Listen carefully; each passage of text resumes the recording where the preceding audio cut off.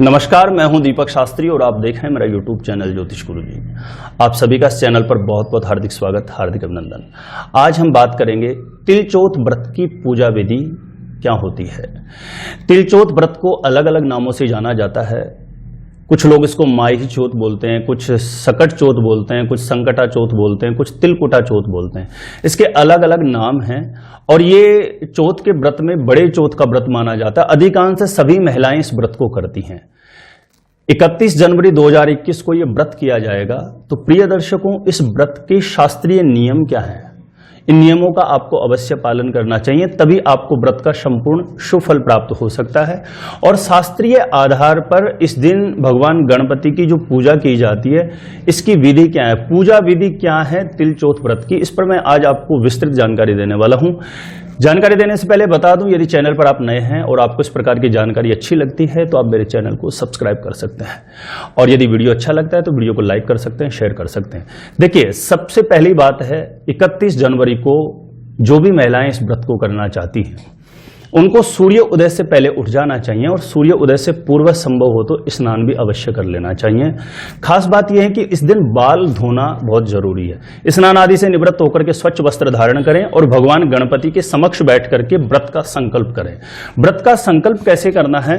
सीधे हाथ में जल लेकर के थोड़ी दूब उसमें आप रख लें और एक सुपारी आप उसके अंदर रख सकते हैं और हाथ में जल लेकर के आपको संकल्प करना है कि हे गणपति भगवान, मेरे संतान की रक्षा करना, मेरे संतान के जीवन में किसी भी प्रकार का कोई कष्ट कभी ना आए।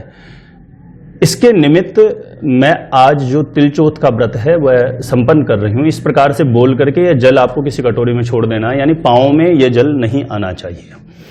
इसके बाद आप फलाहार लेना चाहें तो ले सकते हैं, चाय कॉफी कुछ ले सकते हैं। ध्यान रखने की बात है कि इस दिन बार बार आपको मुंह झूठा नहीं करना चाहिए और संभव हो तो इस दिन ज्यादा से ज्यादा आपको मौन रहते हुए भगवान गणपति के नाम का स्मरण करते रहना चाहिए। जैसे ओम गं गणपतये नमः, इस मंत्र का जितना ज्यादा हो सके आपको जप करना चाहिए।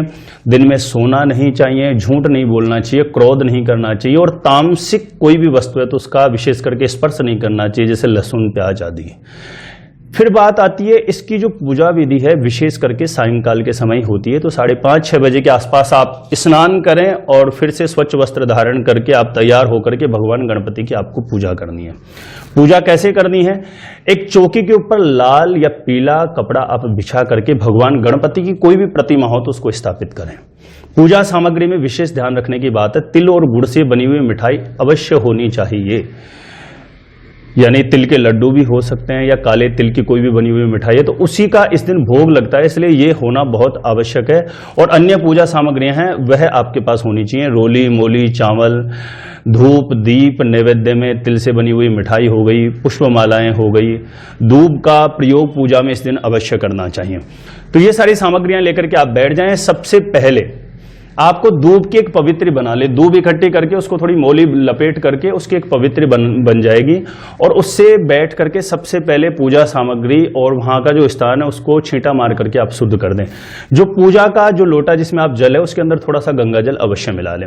ऐसा करने के पश्चात सबसे पहले आपके इष्ट देव को प्रणाम करें कि हे इष्ट देव, जो मैं भगवान गणपति की चौथ माता की पूजा करने जा रहा हूं, इसमें मेरा मन एकाग्र होकर के पूजा में लगे, इधर उधर मेरे मन में किसी प्रकार का कोई उद्विग्न पैदा ना हो। एकाग्र हो करके ऐसे अपने इष्ट देव से प्रार्थना करें। उसके पश्चात 3 बार आचमन करें। सीधे हाथ में जल लेकर के 3 बार आपको थोड़ा थोड़ा जल पीना है। उसके बाद हाथ आप धो लें। इसके पश्चात आप दीप प्रज्वलित करें। एक घी का दीपक आपको जलाना है और दीपक जला करके हाथ में चावल और थोड़े से पुष्प लेकर के दीपक के समक्ष छोड़ दें और प्रार्थना करें कि हे दीपक देवता, जब तक ये पूजा का हमारा मंगल कर्म चले आप यहीं पर विराजमान रहें, स्थिर रहें। इसके पश्चात जो आपके पास जल का लोटा है उसमें चारों तरफ आपको रोली लगानी है। सबसे पहले पूर्व दिशा की तरफ लगानी है, पूर्वी ऋग्वेदाय नमः बोल के, फिर दक्षिण यजुर्वेदाय बोल करके दक्षिण की तरफ लगाने हैं। पश्चिम की तरफ लगानी है, पश्चिम में सामवेदाय नमः, और उत्तर की तरफ उत्तरे अथर्ववेदाय नमः। ऐसे चारों वेदों के नाम बोल करके आपको रोली लगा देनी है। उसके बाद में लोटे में थोड़े से अक्षत और पुष्प आपको छोड़ देने हैं और एक सिक्का हो तो आपके पास उसको उसमें छोड़ दें। और आपने जो पवित्री बनाई है, यानी पवित्री उसको कहेंगे, जो दूब होती है, दूब इकट्ठी करके उसके मोली लपेट लें, उससे उस जल को हिला करके फिर से एक बार आप पूरी पूजा सामग्री के ऊपर छींटा मार लें। इतना करने के पश्चात फिर आप भगवान गणपति के समक्ष हाथ में जल लेकर के संकल्प करेंगे, हे भगवान गणपति, मेरी संतान की रक्षा करना, मेरे संतान की दीर्घायु हो और मेरे संतान का जो जीवन है हर प्रकार से उन्नति की तरफ अग्रसर रहे, ऐसी आपके चरणों में प्रार्थना करती हूं और इस व्रत का संपूर्ण शुभ फल मुझे प्रदान हो। ऐसी कामना करके यह जल आप पांव में नहीं आए, किसी दोने में या कटोरी में छोड़ सकते हैं। इसके पश्चात फिर आपको भगवान गणपति की पूजा करनी है। सबसे पहले आपको जल का छींटा लगाना है, उसके बाद रोली या चंदन से आपको तिलक करना है, चावल लगाना है, धूप बत्ती है तो धूप बत्ती आप जला सकते हैं, धूप दीप करना है। उसके बाद आपको नैवेद्य जो मैंने बताया है गुड़ और तिल का बना हुआ नैवेद्य है वह समर्पित करना चाहिए। उसके पश्चात भगवान गणपति के समक्ष समर्पण भाव से प्रार्थना करनी चाहिए कि हे भगवान गणपति, मेरी इस पूजा को स्वीकार करना, जो भी मैंने पत्र पुष्प से आपकी पूजा आराधना करी है इसको स्वीकार करते हुए मुझे शुभ आशीर्वाद प्रदान करना, मेरी संतान को शुभ आशीर्वाद प्रदान करना। इस प्रकार से मंगल कामना करें। उसके पश्चात आपको वेट करना है इसके बाद चंद्रोदय का। जब चंद्रोदय हो जाए तो देखिए, चंद्रोदय होने के पश्चात चंद्रमा की पूजा और अर्घ देने की एक शास्त्रीय विधि है। इस विधि अनुसार आपको चंद्रमा को अर्घ देना चाहिए।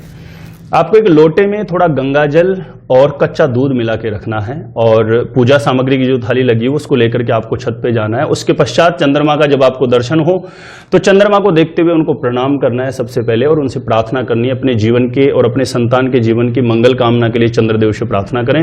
उसके पश्चात थोड़ा सा रोली या चंदन हो तो उसका छींटा लगाएं और चावल की जगह आप काले तिल का प्रयोग करें। काले तिल आप चंद्रमा की तरफ छोड़ना है आपको। ऐसा करने के पश्चात आपको थोड़े से पुष्प चंद्रमा की तरफ छोड़ना है। उसके पश्चात काले तिल से या तिल और गुड़ की बनी हुई जो मिठाई है उसका चंद्रमा को भोग लगाएं। भोग लगाने के पश्चात जो लोटे में आपके पास गंगा जल, कच्चा दूध और जल मिश्रित जो लोटे में है उससे आपको चंद्रमा को अर्घ देना है। अर्घ देते समय ध्यान रखने की बात है कि वो है जल जमी पे ना गिरे, ताकि किसी के पाँव में नहीं आना चाहिए, नहीं तो हम दोष के भागी बनेंगे। इसलिए किसी पात्र को नीचे रख दें आप और उसके बाद चंद्रमा को अर्घ दें। अर्घ दे करके चंद्रदेव को प्रणाम कर लें नीचे झुक करके। प्रणाम करने के पश्चात ये जो जल आप अर्घ देते हैं इसको आप किसी मिट्टी में डाल सकते हैं या किसी पेड़ पौधे में डाल सकते हैं ताकि ये पाँव में नहीं आए। यदि ये पाँव में आता है तो हम दोष के भागी बनते हैं। इसके पश्चात हमारे घर में जितने भी बड़े बुजुर्ग हैं सबको प्रणाम करें और उसके पश्चात आप व्रत का पारण करें। उसके पश्चात आपको व्रत खोलना चाहिए। तो यह है तिल चौथ, सकट चौथ, माही चौथ व्रत की संपूर्ण विधि। तो इस प्रकार यदि आप पूजा करते हैं भगवान की, इस प्रकार से आप व्रत का नियम पालन करते हैं तो निश्चित रूप से आपको व्रत का संपूर्ण शुभ फल आपको अवश्य प्राप्त होगा। तो उम्मीद करता हूं इस जानकारी से आप अवश्य लाभान्वित होंगे और ये जानकारी अच्छी लगे तो मेरे वीडियो को लाइक अवश्य करें, कमेंट करके बताएं जानकारी आपको कैसी लगी है। और इस प्रकार की जानकारियां एस्ट्रोलॉजी और वास्तु के संबंध में जो जानकारियां हैं हमेशा लेकर के इस चैनल के माध्यम से मैं उपस्थित रहता हूं। तो ऐसी जानकारियां आपको अच्छी लगती है तो आप मेरे चैनल को सब्सक्राइब कर सकते हैं। आज के लिए इतना ही। धन्यवाद। जय श्री राधे।